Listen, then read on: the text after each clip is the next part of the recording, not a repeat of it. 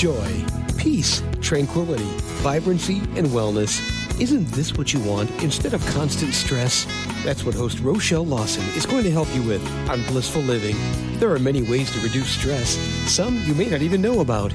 Doesn't a little peace and tranquility sound like just what you've been looking for? Relax for a few minutes with Rochelle. She's the queen of feeling fabulous. Hello, everyone, and welcome to another hour of Blissful Living. I am Rochelle Lawson, the queen of feeling fabulous, and today my guest is going to talk to us about something that hampers us all at one point in time in our life. We're going to be discussing procrastination and how when we procrastinate, it can increase our stress levels, and really we can eliminate procrastination and reduce our stress levels that are related to that. And so I have a wonderful guest, Dr. Irena O'Brien, and she is a business psychology and motivation expert, and she comes with a wealth of credentials and just so much information that she wants to share with us. So instead of me rambling on and talking about how wonderful she is, it's time for me to just let you see and hear how wonderful she is. So welcome to the show, Irena. How are you? I'm fine, thank you. How are you, Rochelle? And thank you for inviting me. Oh, you're welcome. I'm doing fabulous. Do you prefer that I call you Dr. O'Brien or Dr. Irena, or Irena is just fine? Which do you prefer? Irena is just fine. Okay, great. Well, I'm so happy you're here, Irena. I know you have so much experience, and I know people, throughout the world suffer from bits or bouts of procrastination. And when we do that, it does increase our stress, no matter what we tell ourselves or no matter how many times we tell ourselves it doesn't. And so I want to know, with you being, with your credentials and, you being a doctor, and you've done some really fabulous things based on neurosomatics. I want to know, how did you become interested in procrastination? What led you to seek that out so that you can help those that you deal with? Well, it really started when I went back to school after leaving my accounting career, because I used to be a chartered accountant. Mm-hmm. And so it's equivalent to being a CPA in the U.S. Okay. And so I went back for a second undergraduate degree, and I took my first classes in neurobiology and cognition, and I became hooked on studying how the mind worked. And so then in graduate school, I studied working memory and second language learning, and I still do research in that area at the University of Quebec at Chicoutimi. Uh-huh. But if we fast forward a few years, I started coaching entrepreneurs, and I realized that most of my clients came to me because they were chronic procrastinators, and it was hurting their business. But they had goals that they wanted to achieve, and their procrastination was keeping them stuck, and they felt awful about it. But no matter how badly they felt, they couldn't get themselves moving. And so then I got really good at helping them find the root cause of their procrastination and move forward. And I think that's the empiricist in me. I keep looking until I find the answer. Huh? And so then I started to research the scientific literature on procrastination. And I have to say that I'm becoming somewhat of an expert now. Well, that's fabulous, because I know myself, I'm the type of person that if I have something to do, I can't relax until I get it done, So for me, procrastination doesn't exist. I can't say it's completely gone for me, but it doesn't exist at levels where it hampers me and creates stress, because I want to really truly get the stuff off my plate so that I can relax. So I'm really truly all about, relaxing and being stress free and, living this blissfully optimal, healthy and well life. And I know that stress creates havoc in all aspects and all facets of our life.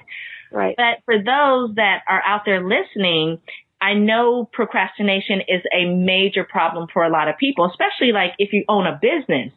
Procrastination can be really detrimental to the health and wealth of your business. So how would you define procrastination based on, all the people that you've helped? I know you've kind of formulated a definition that fits for what we're doing today. So how would you define that? Well, really, procrastination is a voluntary, irrational delay.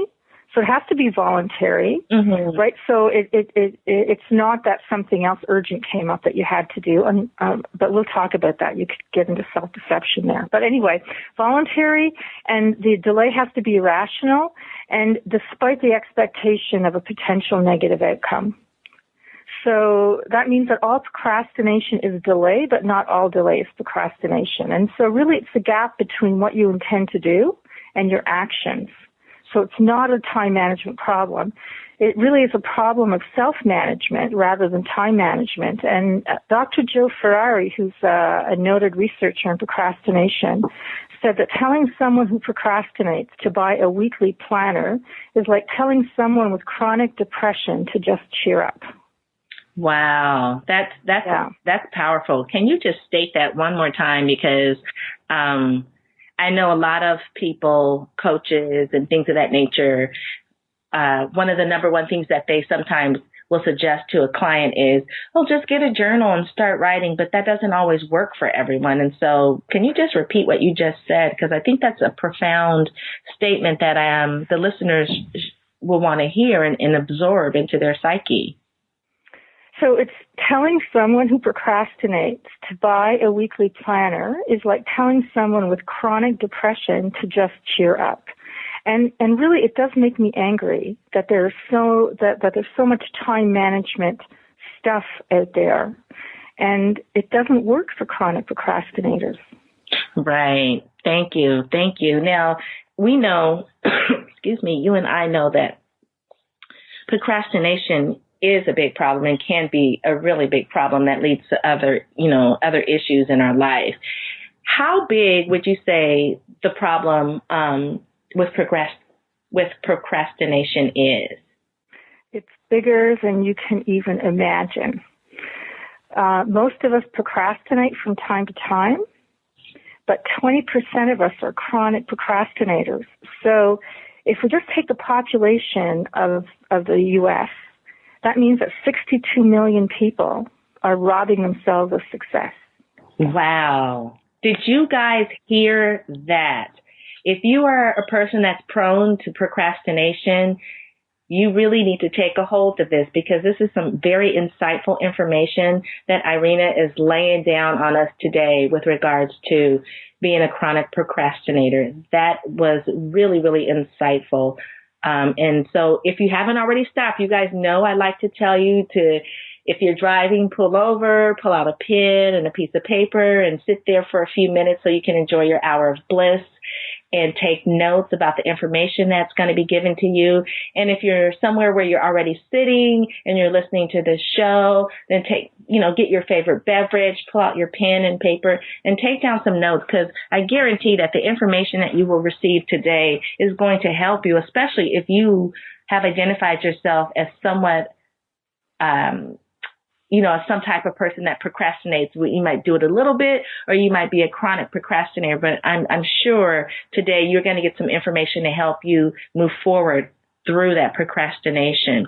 Now, we know, Irena, that procrastination is a huge problem, a really huge problem, and it does catapult into, just increasing stress levels within ourselves and how we react with people and things of that nature. But really, can you tell us, what are the real costs? How much does this cost us when we procrastinate? Well, procrastination, it literally robs us of our success, right, financially and otherwise, because we're not doing what we need to do to get ahead. And as you said, procrastination causes stress. But the reason we procrastinate is because it relieves immediate anxiety. But in the long term, it causes stress. And also procrastinators tend to drink more than they intend to. They have more colds and flus. They have more gastrointestinal problems. They're more likely to suffer from insomnia. And with regard to relationships, it can destroy private relationships and teamwork because it shifts the burden of responsibilities onto others, who then become resentful.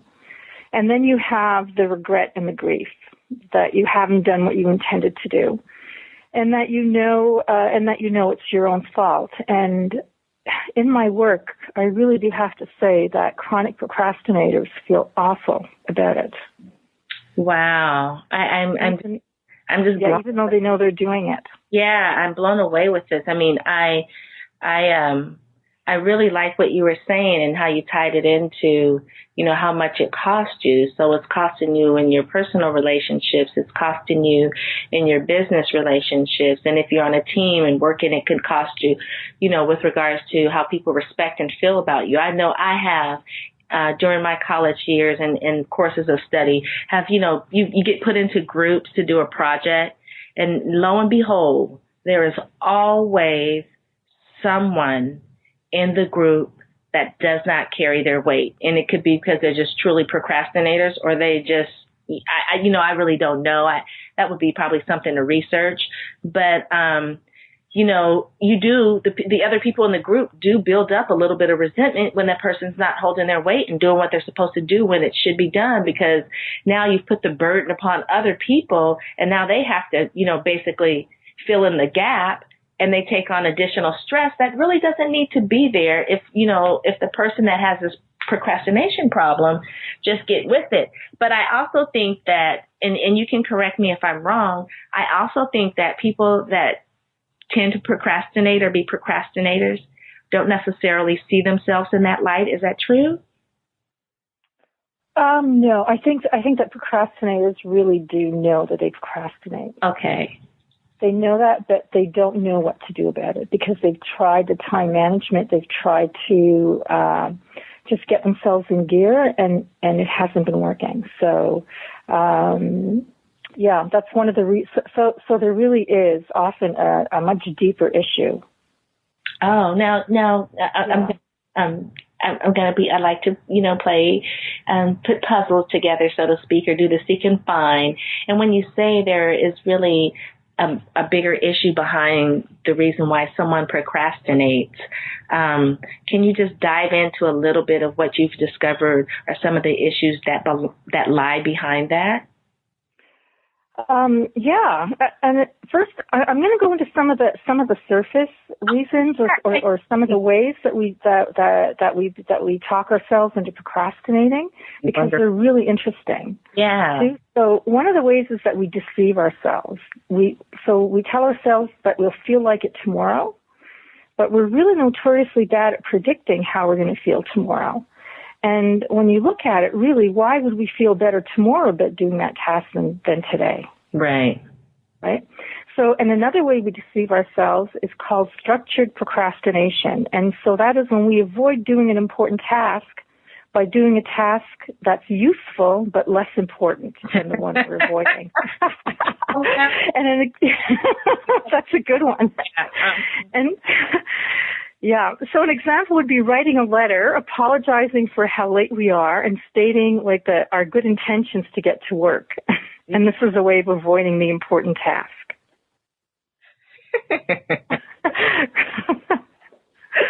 So funny. That's I don't know all the time, but I have been guilty of doing that. It's like I have something I really need to do, and then I have all these other little things that I need to do them, but they're not as much as a priority as the thing that I really need to do. But it just seems sometimes like a big mountain to tackle. And so, why tackle the big mountain when I can, take care of all the little hills and feel really accomplished, because I've got all the little hills taken care of, and now I can really truly focus on the big mountain. That's how I justify it for myself. And it works, because eventually I do. I will get the mountain done, because I just don't like having anything that I need to do looming over me. But, I have sometimes been guilty of that one myself. We all have. But the problem really is when we never get to the really big stuff. Right. If we do get to it, then it's really not a problem. It's almost like priming ourselves, with a little task, and then we get to the bigger and then bigger and the bigger tasks. So another thing is like instant gratification. We give into feeling good in the moment. And when we put off a task we don't feel like doing, we immediately feel better. And that good feeling is really a reward for avoiding something unpleasant. And because we reward ourselves every time we procrastinate, what do you think happens, right? Procrastination becomes a habit. Right. So the more we procrastinate, the stronger the procrastination habit becomes because we keep rewarding ourselves. Oh, so it's kind of like this never-ending cycle. Yeah. Yeah. And if you don't know about it, if it's not brought to your attention as to that's what you're doing, then you really don't know that you're in this circle and you're just going around and around and around. Yeah, that's absolutely true. Mm-hmm. Wow. Well, give us some more goodies with regards to, the surface stuff. Yeah. Another one is addiction to last-minute arousal. So what that means is that if we put off something until the last minute, when we start at the last minute, we get that adrenaline rush because we have to stay up all night or whatever, and it really feels good to be really that busy. But what it is that we're addicted to that adrenaline rush at the end. Mm-hmm. And so some people put things off to get that adrenaline rush, but they don't know that they're doing it for that reason. It's just that they're addicted to it. They don't even know what they're doing. Oh, wow. Yeah, and it's a myth that, and some people will say that they work better under pressure, but that's absolutely not true. They just think they do. It's the adrenaline rush that makes them think that they're, that makes them totally focused but they're not producing better work because, you know what it's like to write a paper at the last minute. Right. Yeah. You really are trying to cover all the P's and Q's of what you're supposed to in the paper, but it's not your best work. It's not your best work. I mean, you may do well on it, but just think if you took the time and did it and put the effort into it and not waited to the last minute, how much better it could be. Yeah. Wow. Yeah. So I'm going to go into some of the deeper reasons. Yeah, please do. Yeah. Well, you must have heard about perfectionism. Yes, right? And for those of us who are perfectionists, if we're not 100% certain that we can do something perfectly, it just might prevent us from even starting. Oh. Yeah. Huh. That's interesting because I feel like this is a psychoanalysis for me because I'm a perfectionist. And sometimes I do have, that if I can't do it perfect, then I'm going to wait until I can do it perfect. I get it done. But what I've learned to do is, over the course of the last year is it doesn't have to be perfect to go out. It just has to go out. And then you can always course correct later. And so that's been a real awakening for me, with lightening up the perfectionism that I have within myself, because it can prevent you sometimes from moving forward. Yes, it can. Absolutely. And then there are fears, right? There's fear of failure, fear of rejection, fear of not being good enough. Right. And these fears can stop us from moving forward. Because if the fear is strong enough, we won't even start. Oh. Yeah. So that's another deeper fear. These deeper fears are not as clear. Right. But they're there. They're very rampant. I mean, when I see my clients, so it's always a deeper fear. Because they've tried everything, or they think they've tried everything and nothing has worked. Right. So some of the other ones, too, are like when we have unrealistic expectations of ourselves. So sometimes our expectations of ourselves are so big that rather than risk failing, we avoid even starting. So, I mean, it is kind of related to the others, that I've talked about. There's also away from motivation. And so away from motivation is where we're focused more on avoiding or eliminating an undesired outcome. than we are about moving toward a goal. So it's something that pushes us from the back rather than pulling us forward. Right. And so if we have that kind of motivation, I mean, I have to say that we all have both kinds of motivation, but the away from or the toward we all have one kind that primarily motivates us. So if we have the away from, then the task becomes onerous and it requires a lot more willpower because we don't create the forward momentum toward our goal. Right. And then it costs us a lot of energy. Okay, so that could be another reason. Wow, this is fascinating. So, it seems like a lot of things that what you're discussing and describing here seems like a lot of things that I see, and I know you see people just do every day, and they think that it's just normal for them or that they're okay or it's not hampering them in any way, shape, or form. But in reality, what it is it's really a form of procrastination, whether it's either on the surface or deeper, and they just don't realize it because, for one, that's probably how they've always how they always responded to things. And so they just think it's natural for them. And in reality, it's not natural to be like that. Yeah, that's so true because we do develop these defense mechanisms that prevent us from really taking a good look at ourselves. Yeah. As our mentor says, it's easy to see it on the tip of other people's nose, but you can't see it on the tip of your own nose. And so, that's so funny. It's such a simple little statement, but it's so true because a lot of times you don't want to see, or you really, really, really, truly don't want to see the true picture of yourself because you might find something in there that you truly don't like, but yet you can point that out, the aspect of it that you don't want to see in yourself. You can see it so quickly in others. For instance, like people who procrastinate, they may not see that in themselves that they procrastinate, but they sure can see it in others right away. Oh, yeah. So it's really interesting that it's there, it's part of us, but we just don't see it in the way that it really should be seen. And I think once we do see it in the way that it should be seen, or we start getting that quote unquote awakening to it, then that's what leads people to seek out, I want to be better. I want to feel better. I want to do better. And they seek out people like, you and I to help them with whatever it is that's hampering them or keeping them from being their best. Right. Wow. Now, what are some of the reasons why we continue to procrastinate even though we know we shouldn't? Now, you pointed out, some really good things here. And I know, like I said, I can pick out a couple that I've done or I've done in the past or I've had problems with and have gotten over it. But what about for those out there listening that, they can, they may continue to procrastinate, but they know they shouldn't, or they even don't know, wait a minute, let me rephrase that. What about for the people out there that are listening and, can you just explain to them what are some of the reasons why they might continue to procrastinate even though they don't know, even though they know they shouldn't, I guess is what I'm trying to answer or ask. I'm all tongue twisted today.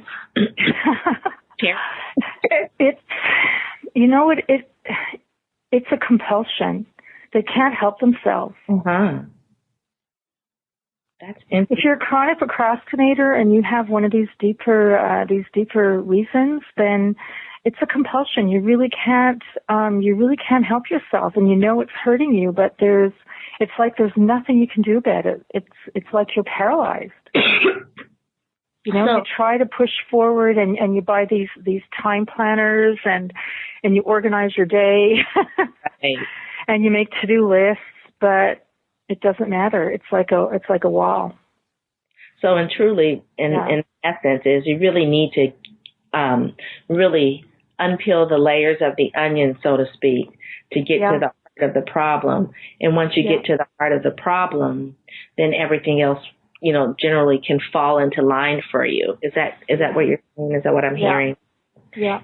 And I think that's the difficult part is unpeeling the layers of the onion. Sometimes that can be traumatizing to people, I guess, because they've held on to this identity for so long that they fear that if they didn't have this identity, who would they be? It can be traumatic because often it comes from childhood. Yeah. Yeah. Now, I'm interesting because they've been carrying it for a long time.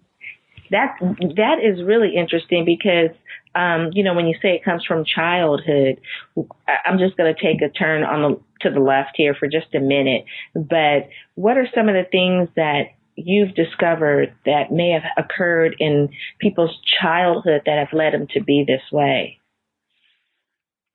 There's an interesting client that I worked with.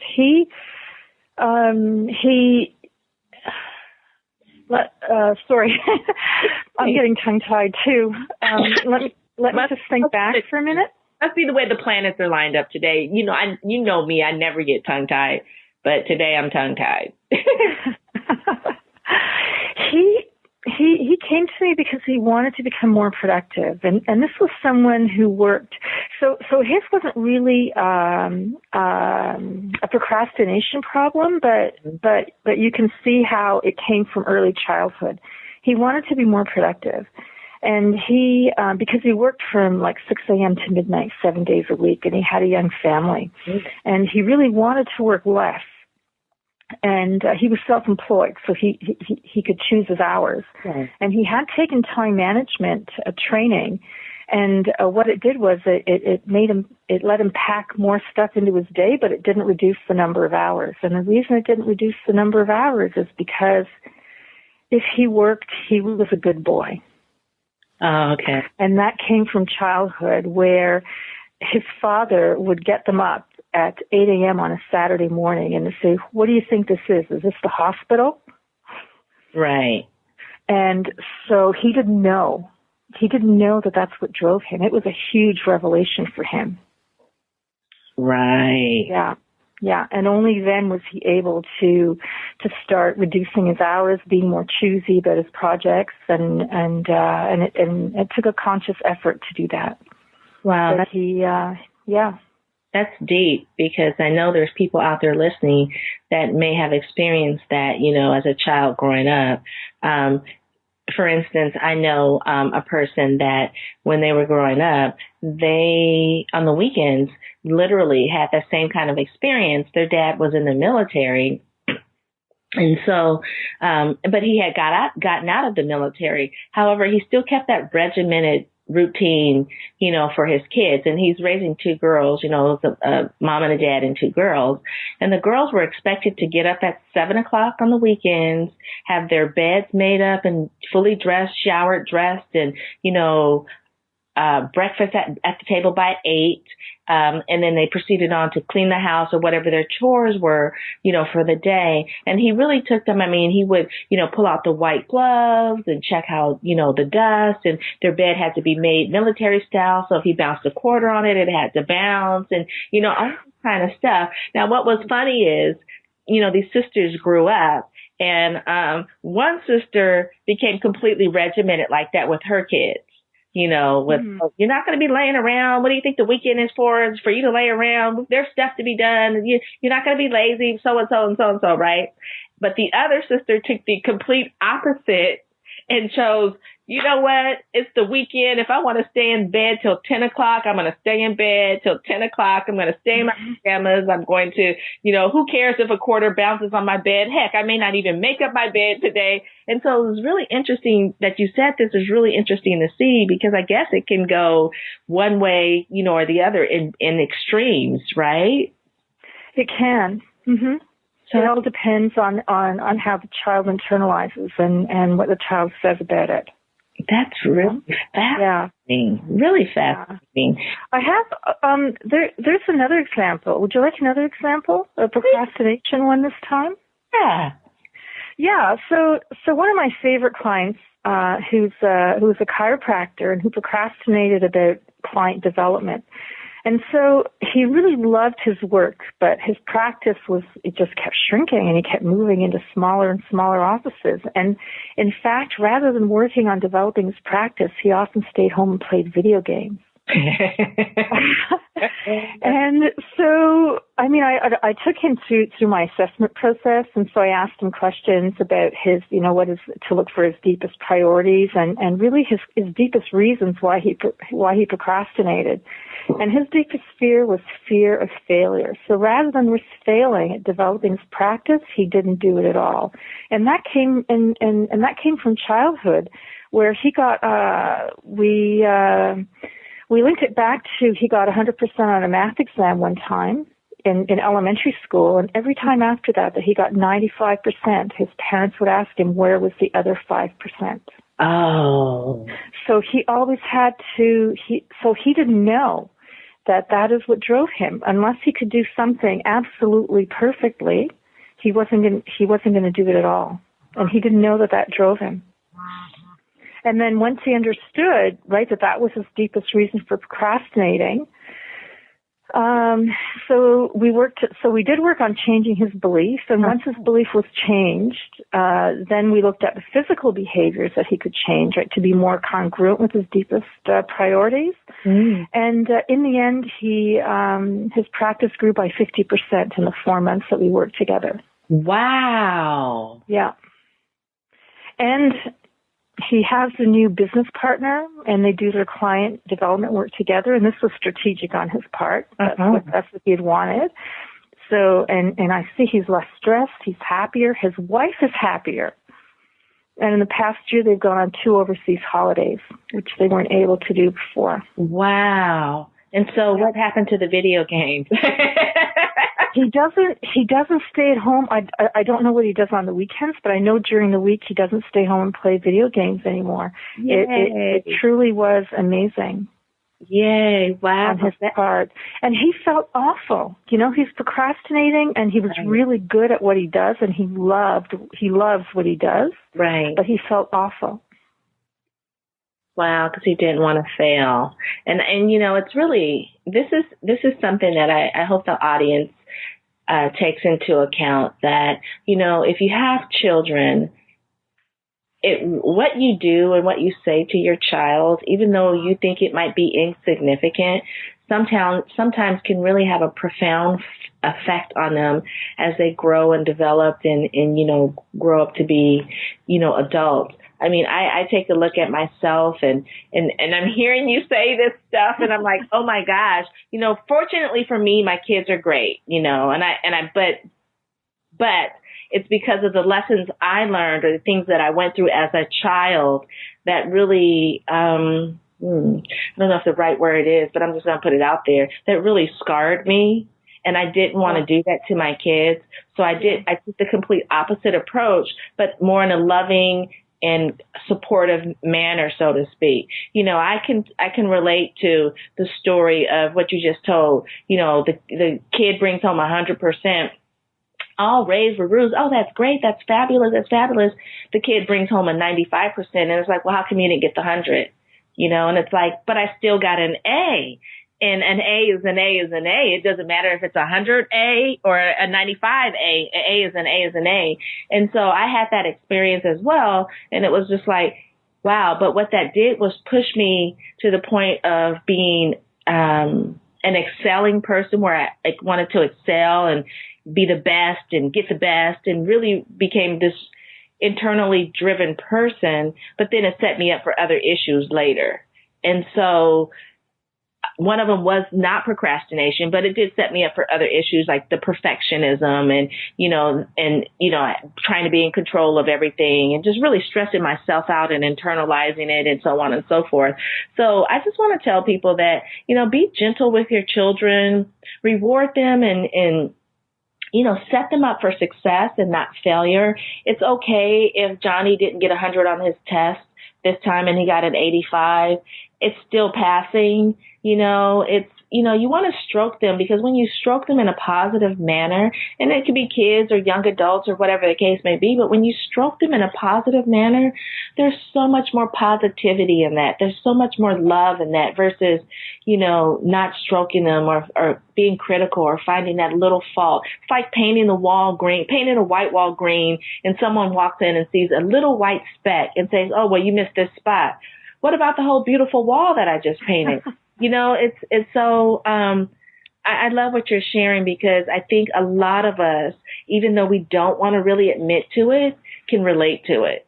And it may just be the spark that ignites someone to realize that they need to make a change in their life and take some action steps. And if they're suffering with procrastination, they might want to explore why they're suffering. They might want to call you or hook up with you, Dr. or Irena, to discover how they can conquer this problem that might be hampering them from being their best at, business, and really being the best that they can be in their life. So this is just really, really, really deep down, hardcore, well, not hardcore, but really to the core information you're presenting it so gentle, but it's so awakening and so enlightening for all of us. So I want to thank you for this, because it's just touching home with me in so many ways.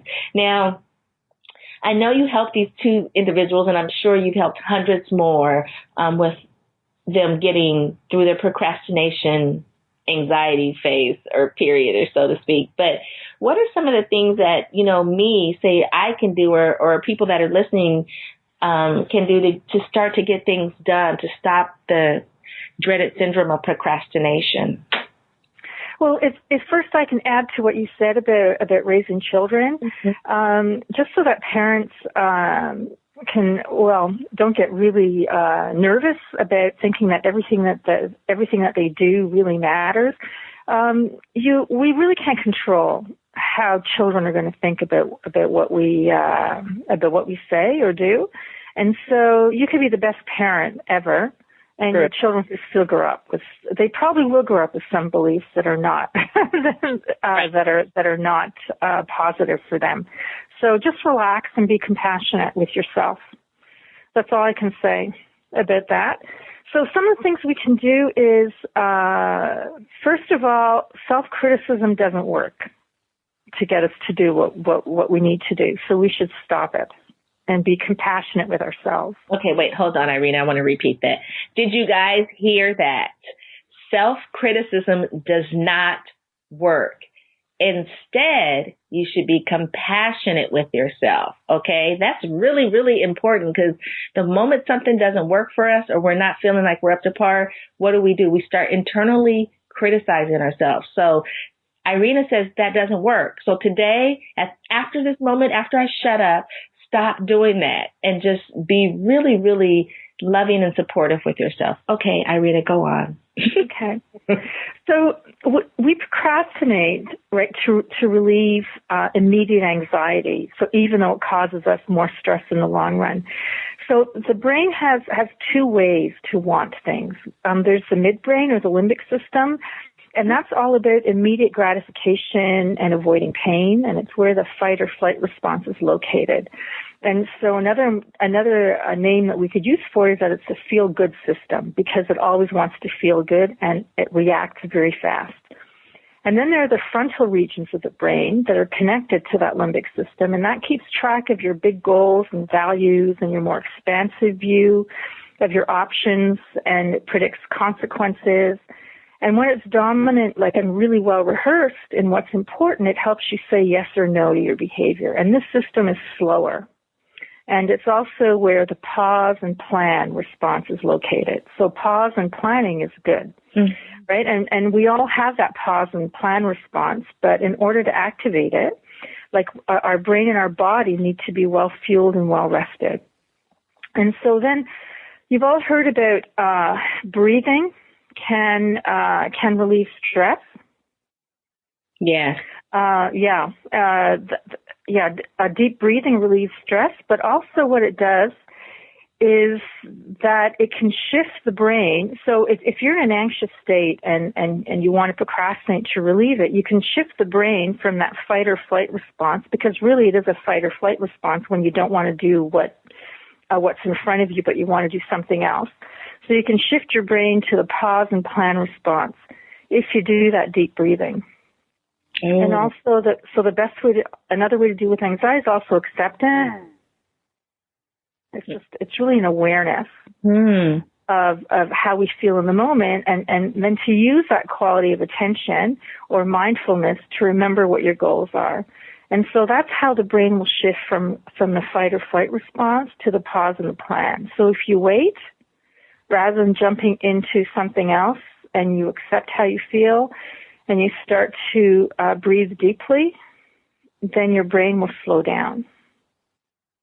I like that, because I do advocate breathing, and in Ayurveda, we do a lot of pranayama, or if people take yoga out there, they know that pranayama, or breathing and being in touch with your breath, is really, really beneficial to just not only your mind and your body, but your spirit as well. So I really like that with regards to how you say to just take that, take some breaths and let it flow in you, and let things relax and let things happen. And it will help with the anxiety that's caused due to the procrastination. So, yeah, and there are also physiological reasons. I mean, it's supported by research, so it's not just what yoga teachers will tell you to do and breathe. It really physiologically there is a shift. Oh yeah, and I want to you guys out there listening. I just like to make a point. You guys hear me, week after week talking about, the breath, or, with my guests. A guest might be on the show, and we may refer to taking some deep breaths to reset and things of that nature. And it's not just so much of just doing a deep breath just to be doing it because that's what we say to do. But Dr. Irena has really conferred what I know and believe as a registered nurse and an Ayurvedic health practitioner, that it does have a profound effect. And there's that favorite word of mine, you guys, profound, but it does have that profound effect on the physiological mechanisms that occur within the body at levels we're not even aware of. So we're not just saying this to just be saying it because it's a new in vogue term, deep breathe or pranayama or whatever. It really, really is beneficial. And so I really want to reiterate that to you guys, that take the time now. If you're listening to us and you're writing and you're taking notes, take the time now to take three slow, nice deep breaths where you allow your abdomen to expand fully and contract. And you will see, if you really in tune to yourself and take this moment to be in tune to yourself, by doing that, you will see that you will feel different after you do that than you did before you did it. So please, please, please, take this information and utilize it in your life, because it can have a profound beneficial effect on you and how you go forward, on your path to living blissfully. So, Dr. Irena, is there anything more that you want to share with us about other things that people can do to get started? A good thing to do is to plan your day. And I don't mean by planning it, I don't mean by making a to-do list and having 100 things on your to-do list, but 3 things or so in your day that are important and that will move you forward. Because if you leave your decision about what to work on next to the last minute, your limbic system is going to kick in. Remember, the limbic system is the fast response, and that's the feel-good system and the fight or flight response. So by planning your day, you can get around that limbic system kicking in too quickly. So what else? Write things down, because memory is fallible, and keeping tasks active and working memory is also stressful. And if you keep everything in working memory, then something will get dumped, and it just might be that important thing that'll get dumped. Right. Yeah. And some of the other ones are like define done, right? Like when a task will be complete, because studies show that an ambiguous goal is really related to lower quality of work and lower productivity. And some of the things that you might not know is to keep your goals to yourself. I like that. I know that one too. You know that one. And also don't fantasize. And in fact, don't visualize achieving your goal. And that's contrary to what the self-help literature tells you. Oh, my goodness. Based on research. Yeah, the research shows don't visualize achieving your goal, because it makes the goal feel psychologically real. Oh. And so then your feelings of achievement arrive too early and they reduce motivation. So rather than doing that, you expect success and you visualize the steps that you need to take to achieve your goal. I like that. Repeat that again, because visualizing, that is I want to say a new expo thing to do, that everyone says, oh, you just need to visualize you crossing the finish line, or you just need to visualize that you're on the Oprah show, or you just need to visualize whatever it is. And I like what you just said. So can you just repeat that for our listeners? Listeners, please take note of this. This is really, really some important information here that's going to help you. So say that one more time. Yeah. Don't fantasize or visualize achieving your goal, because it makes it feel psychologically real. And then it gives you these feelings of achievement. But these feelings arrive too early and they reduce motivation. So rather than that, you visualize the steps that you need to take to achieve the goal. And that's what the research shows. There are a number of research studies, recent ones in 2011, 2012 now, that have looked at that. And that's what they're saying. I like that. I'm actually writing it down myself. Visualize the steps you need to take to achieve the goal. I love that. Achieve the goal. That's going to be my motto. That's powerful, because it's so contradictory to what they're saying with, the in vogue thing. You know how that goes. It'll come and go, but the real stuff stays around forever. It doesn't go out of style. And I like that. I really, really, really like that. Okay. So now, the problem we have, as you know, in today's society is all this technology, social media, the media, email, this, that, and the other, that can really get in the way of, how we think and how we handle things that we need to be doing that's important to us. Do you have any suggestions on how to handle that dreaded, infamous time sucker of replying and looking, let me rephrase that, at looking and replying to email? That can be a time sucker. And I know I listened to someone a while back who said, just dedicate 15 minutes a day. So you're going to do 5 minutes in the morning, 5 minutes midday, and 5 minutes before you go. Well, we all know that if you respond to 3 emails, that's 5 minutes. However, some of us get, 100 emails a day, and some of them are just fluff and junk and we don't need to respond to. But the majority of the time, a lot of them are stuff that we may need to respond to. They may need to be, addressed or important.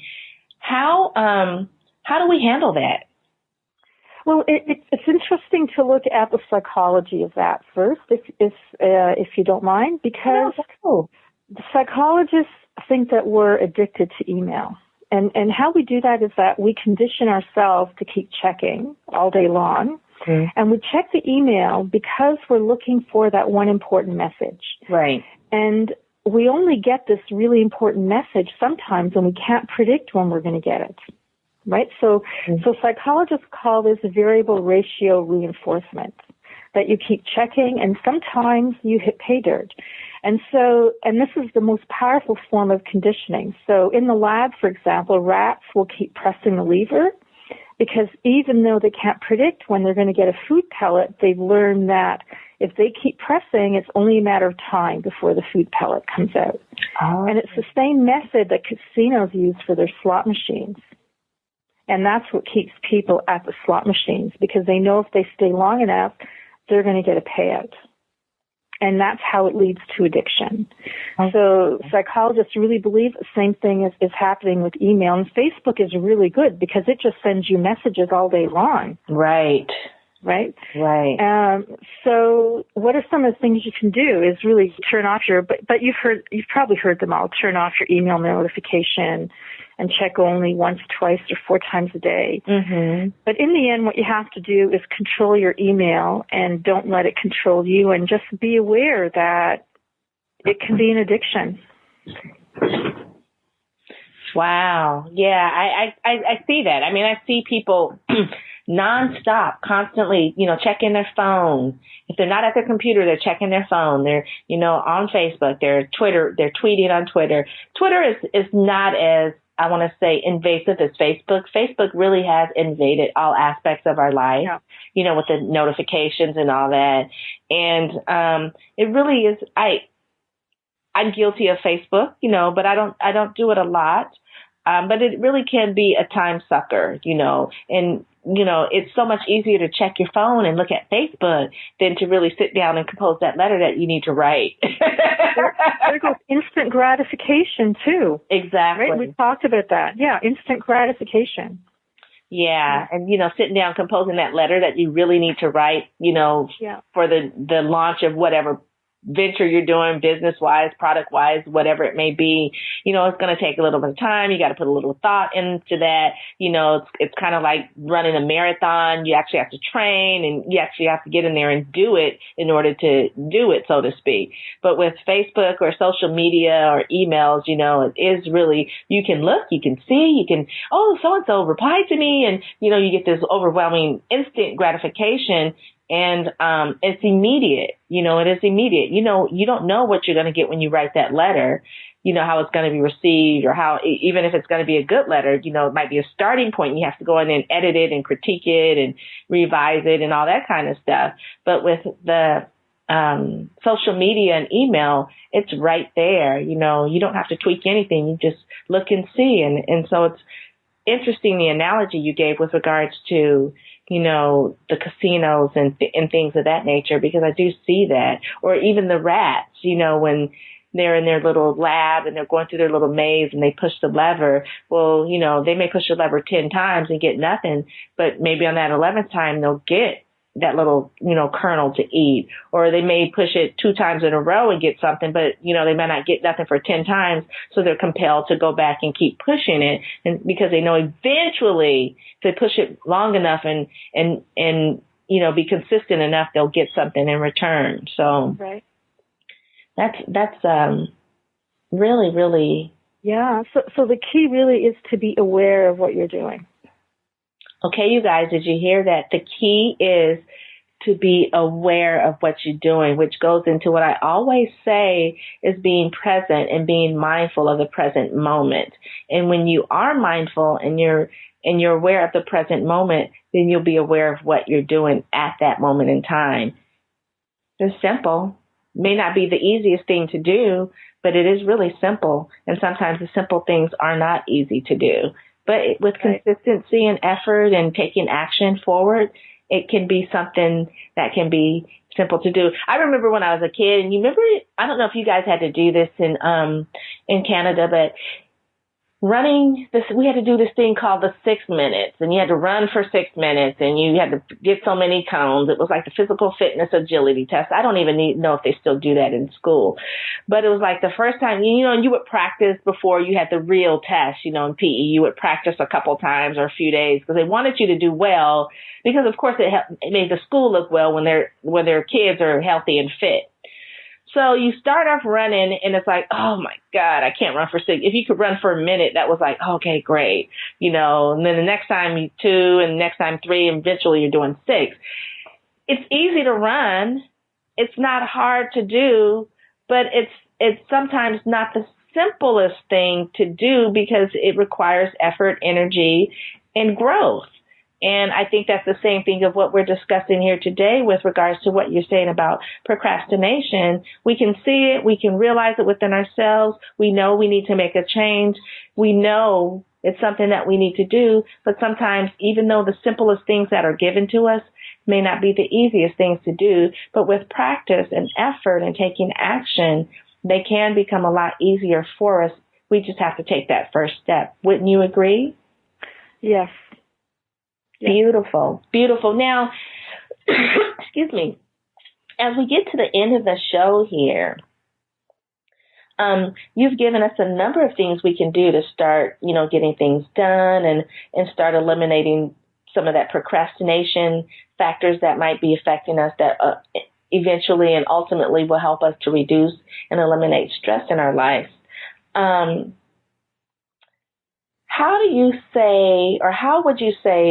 how could we incorporate some of these things that you've offered to us in a consistent manner? Do you have some suggestions on how we can start incorporating these things so we can be consistent with them?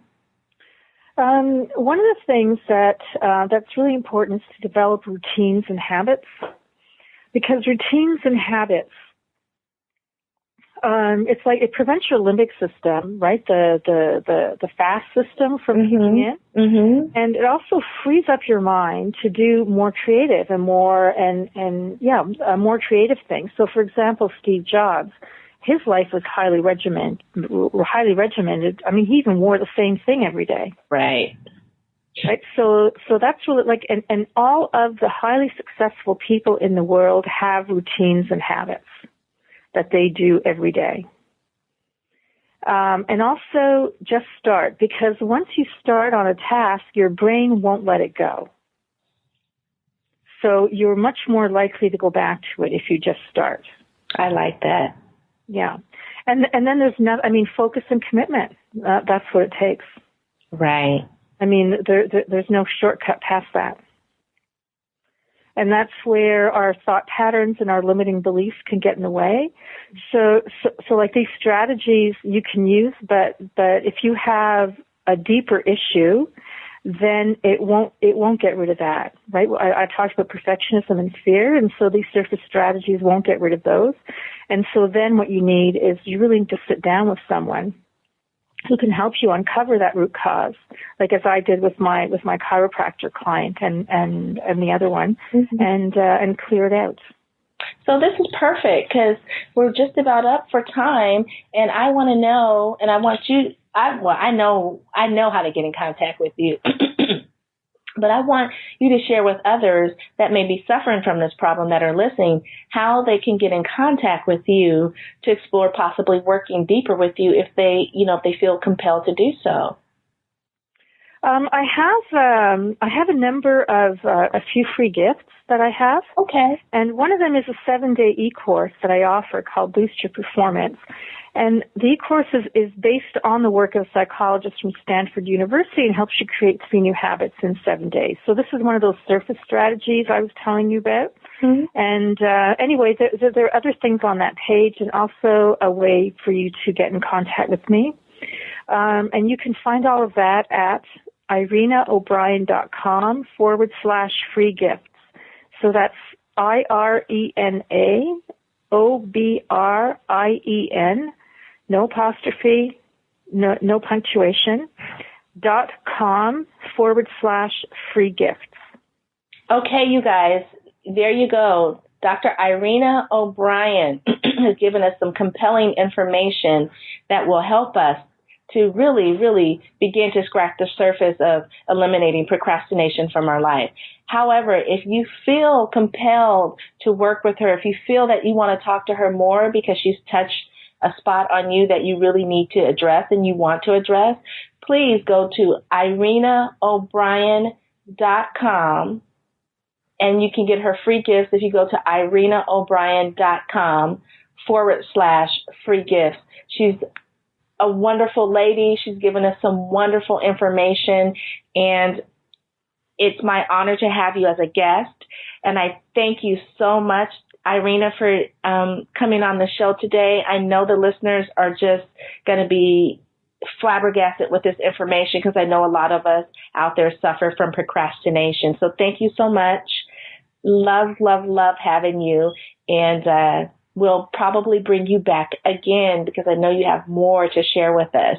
But right now, I must bring it to a close.